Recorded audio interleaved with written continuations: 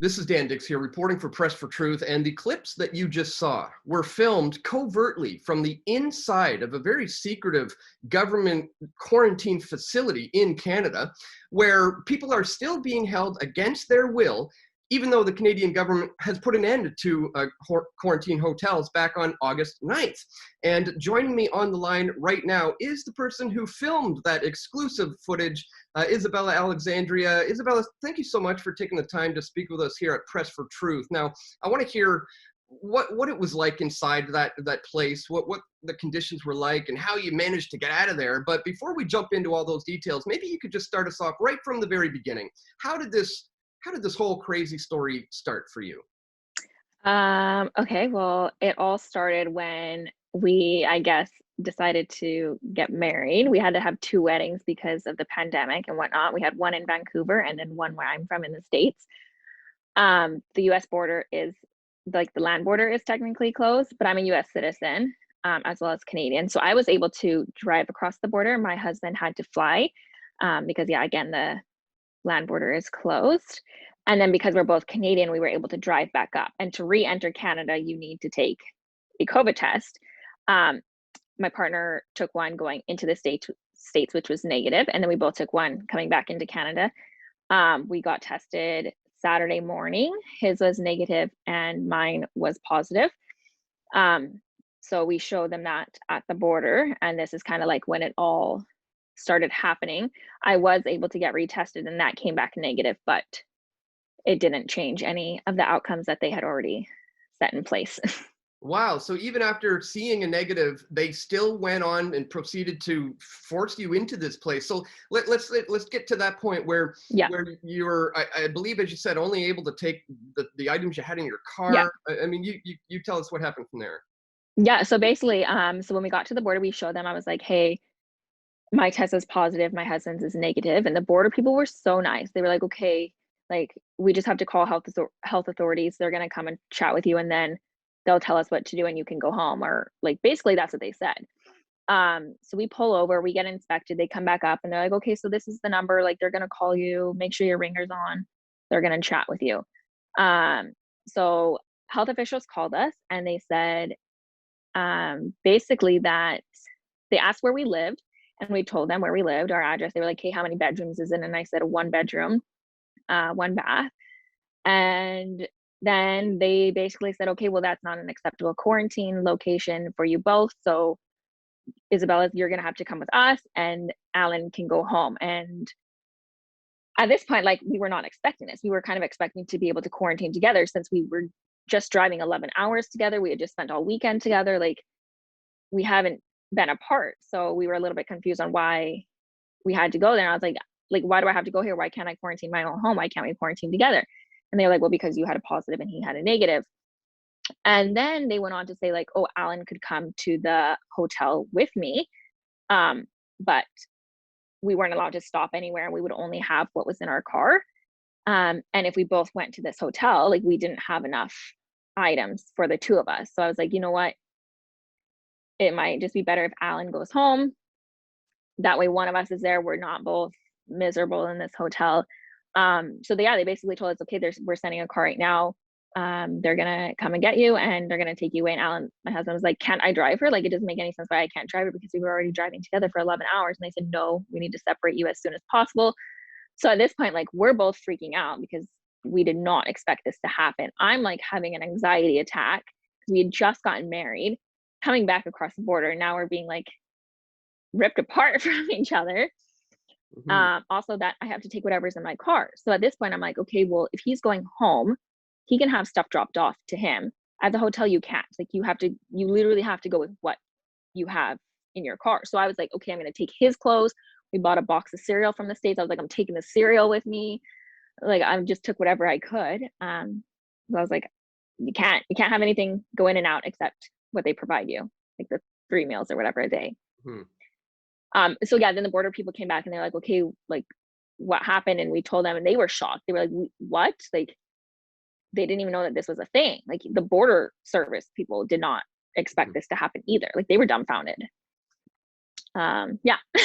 Wow. So they literally had someone come out and escort you there in a separate vehicle? Yeah. Yeah, Wow. and, like, when I got in the car, it's, like, all taped up too, it's all plastic, so I couldn't see where I'm going. I heard the GPS go off, so I knew which hotel they were taking to. But when I got to the hotel, I asked the driver, I was like, "What hotel is this?" And he wouldn't tell me. And then Wow. nobody spoke to me from when I got out of the car to when they put me in my room. The only thing that anybody said to me was, "When you open the door, this is your room. Like, this is where you're staying." Like, Wow. no one So explained anything, nothing. nobody explained anything. They just took you from Mm-mm. the car straight into your room and sit Yeah, tight and wait? Like, yeah, they said somebody will call me in the morning. wow. Yeah, That's pretty scary. That's pretty yeah, scary, to be thrusted into a situation like that. So yeah. what was that first, night like in there in the first day? I mean, you said I believe you were saying, I think in your post you mentioned how they gave you somewhere to write down what you wanted for breakfast, lunch, or dinner, and how did all that stuff work? Oh, sorry, one sec. Okay. Um, so yeah, so they basically gave me a piece of paper when I walked in, and it had like 3 options for breakfast, lunch, and dinner. And then they call each day and they say, "Okay, what do you want for your meals?" Hmm. And then they would just bring it. So each day they called, they're like, "What are your symptoms?" And I told them from the beginning, I was like, "I don't have any symptoms. Like, I got retested, I'm negative, Hmm. blah, blah." And they're like, "Okay, and what do you want for your meals?" I was like, "Okay." So how many days were you expecting to have to spend in there, and then how many days did you end up spending? Okay, so I was expected, what the health officials told me is they told me 10 days. 10 days. Um, Is yes. that at who's paying for that? Is that at your expense or theirs? No, it is at theirs. Okay. Like, I mean, that's a positive. At least I didn't have to foot the bill for this. Yeah. Um, but yeah, it is that they cover it. Yeah. Okay. So I believe you ended up getting out on, what was it? The Oh fifth yeah, day? yes. So I think I spent 4 nights there. Okay. And then what happened? Did you decide at one point, enough is enough, I'm getting the heck out of here, or how do I you? mean, in all honesty, I didn't. Um, I have not, like, my whole life, I haven't been one to like push the rules or like see what like loopholes or like what I could get away with. So I kind of, at first I was just like, okay, this sucks really bad. Like, I'm just gonna have to suck it up, blah blah blah. But then my girlfriends are messaging me and they were like, "Hey, just so you know, like, this is an article about it. This is an article." And then they were like, just record it, put a video out there, see what other people have to say. And then immediately I was getting, like, within hours, I was getting hundreds of DMs, messages, people sending me articles being like, "What they're doing is not allowed. This is not right. Like, why were you not allowed to go somewhere else?" I was like, "I don't know, because they told me I'm not." And they're like, "Well, why?" Like, people kept asking me why. And I was like, okay, then that led me to do some more research. And I was like, then I got into the Quarantine Act and all this stuff.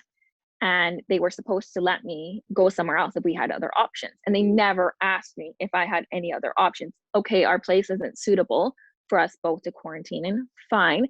But my husband, his dad has a place, his uncle has a place, like his Mhm, mom's place is big enough. His sister has a basement suite. His brother has a guest house. Like, there were so many other places that we could have gone mhm. had they told us this. And then that's when I started fighting back. I was like, no, I had other options. I had other options. And it just went in circles of them being like, no, we can't go back in time. We're not going to change what was mandated. Like, this is what was said to you. This is what you have to do. Hmm. And every time I'd be like, they would call and I would tell them the same thing again. I was like, I don't understand. Like, why are you not letting me? Yeah. And then it kind of unraveled, and I was like, the first time I called, I was like, hey, well, what is the fine for me leaving? Like, this is ridiculous. And this is also what didn't make sense, is the first time it was like $7,500. And then the next time it was $5,000. And then it was $3,000. And then the final time, which is when I got let out, the health official called me and she's like, this is when so I tried to break out because I was like, F this, I'm leaving. Didn't get very far because the whole place is a maze. Everything is plasticed up. You can't see any exit signs. You can't see any doors, nothing. So I go down, security guard finds me real fast, takes me back up to my room, and he's like, you can leave. You just need to wait for a paper. Like, you have to wait for the health officials to give you a paper saying you can leave. And then, so I waited 5 hours for this paper. And I was like, this is already after they had told me I could leave. Mhm. So a health official calls and she's like, hey, I understand you want to leave. And I was like, yeah, like, you you can't keep me here. Like, I want to leave. And she's like, well, you understand that there's a fine, right?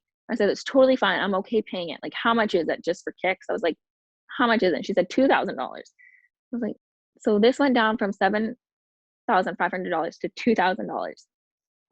And she's like, okay, well now she's like, before you like leave, and you get this fine, let's see if there's another quarantine place for you to go.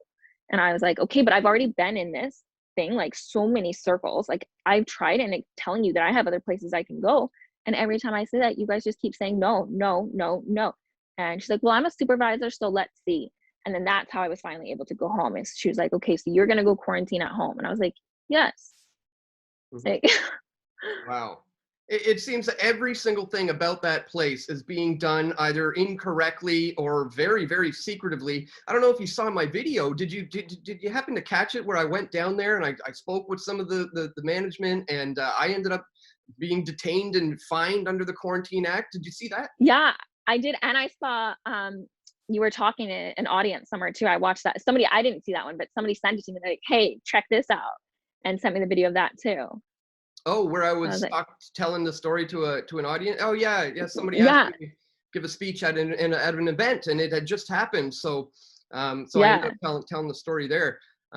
Which is it's just wild, isn't it, that we can be at this stage in the game, and this is what we need is freedom, thinking people to realize, wait a minute, something doesn't add up here. Something's not right about this. yeah, I've gone about it in the right way. I've done the things you've asked, but this doesn't yeah, make any exactly. sense. Yeah. And that's the thing too, is like everything kept changing. Like all the answers that they were giving me kept changing. It just didn't add up. And I was like, I shouldn't have been in here in the first place. So once I was like, you want me to follow the rules, but you guys aren't. And as for like the Quarantine Act, one of the first steps that the quarantine officers have to do is exhaust every other option for quarantining. And Mhm. they just said, you don't have any other options. They didn't listen to me. They didn't ask for other options. They didn't give us a second to think about it. They were just like, your place isn't suitable. You're coming with me. And that was that. Wow. And did you actually receive a fine? Have they fined you? No. So Okay. what happened with Good. the fine is because I basically just relocated Mhm. my quarantine location, I didn't get a fine because I'm not breaking any rules. Right. So Okay. Good. yeah, I don't have a fine, which is nice too. Well, that would have just been the real, kick in the teeth. Like at the end of the day, if they had to slap that on there, especially after Yeah, treating you the way you've been treated, and you don't even have any symptoms, as you said, and no. even produced a negative test result as well. Yeah. And that's the thing too, as I asked them, what was the point of having me do a second COVID test if you're just going to keep me here anyways? And the health official couldn't answer. She's like, I don't know. That's just the procedure. I was like, you don't even know, and you're a health official. Like, what? Yeah. Now, Like, at least give me some reasoning for it. yeah, exactly. They can't just leave you in the dark like that. And Yeah. you rightly so became vocal about this, put out those videos, put out a post on your Instagram. And as I Yeah. understand it, Facebook is now messing with you. What's happening there? Oh, I did get banned from Facebook because I had posted about the quarantine, whatever is happening, and I got banned for 24 hours. For posting the truth of what happened to you. Yeah. You've done nothing wrong, and they've even understand that you've done nothing wrong, which is why you weren't fined or anything. Yeah. And yet Facebook decides that what, dangerous misinformation or something? What did they say? It just said that my post is no longer allowed. It didn't give me any reasoning. There wasn't any Hmm. like description on why I was banned or anything. Wow. Um, I think maybe what had happened is on my post, somebody was telling me that I should feel privileged for like being allowed to, I don't know what she was saying I should feel privileged for. Hmm. But I was like, okay, how about you come to a quarantine facility and tell me how privileged you feel in this environment? And I think maybe that is the comment that got me removed Mhm. from Facebook. I'm not sure. There was literally no reasoning. Yeah. Well, I mean, it's no surprise right now that they have kind of become the gatekeepers of just political thought and Yeah. opinion when it comes to these COVID-19 matters, anyways. Hmm. So I guess just I don't know. In closing, is there any kind of just final thoughts you have, or maybe even words of advice for anybody else who might potentially be faced with something like this? I mean, this is probably the last thing you Yeah. would imagine you'd have to be dealing with coming back Totally. from getting married. Yeah. If anybody else is potentially going to have to go through this, what do you have any? Now that hindsight's maybe 2020, do you have any words of advice? I mean, the only thing that I can advise people to do is like read the information that's online, read the government websites, read what you're allowed and what they're supposed to do. Because that's really how it all started. Is somebody sent me an article and I was like, this is Mm. not what should have happened from the beginning. And that's kind of what pushed my fight. And also there was tons of people from all over Canada, from the States, like people from the States were messaging me like, are you in the States? Like, this is in the States, right? And I was like, no, this is in Canada. Mm. But yeah, again, so many people were messaging me from all over, being like, are you in Ontario? Do you need anything? Like, I'll throw food up to your window. I'll throw you water. Like, what do you need? I was like, I'm actually in BC, but thank you so much. Like that people, the amount of people that were messaging me being like, what can we do? How can I help you? Was Yeah, also like really, really supportive and helped me that's awesome. be like, okay, let's see what I can do to get out. Yeah, no doubt. That must have, yeah, got the inspiration going, and just to know that you Yeah, got people have your backs. And I want to thank you for agreeing to come on, PFT here and to tell the story here, because of um, course. yeah, it's important for people to know that these things happen, because the mainstream is certainly probably not going to report on this, or at least they Yeah, will spin it in a way to make you look like you're dangerous or totally. something. So Yeah, so many people were like, reach out to CTV, reach out to all these like news, but I feel like those are the news stations, the news articles that are not gonna present it in a way that my story is. that's right. That's exactly right. They would manipulate the piece in order Yeah, to try to make you look like a dangerous, yeah, person in society or something like that, which is yeah, absolute nonsense. Of course, here everything will be fully unedited. This interview will be in full context, unedited, as we always do here. So yeah, once again, I just want to thank you for having the courage. I'm so glad you didn't get fined. I'm so glad you're out of yeah. it now. When does your official quarantining finish, now that you're carrying it out at home? It is on the 16th, so come 16th. on out and say Okay. Yeah. Otherwise, we would have done this interview in person. But yeah, yeah, which goes to show again, you are doing, you're respecting what you're being told to do here. So it's just insane that anybody would say anything otherwise. So yeah, again, I just want to thank you for having the courage to be doing what you're doing, and for telling your story here today on of Press for course, Truth. Very greatly appreciated. Thanks so of much. course. Yeah, nice chatting with you. Thank you. We all want truth.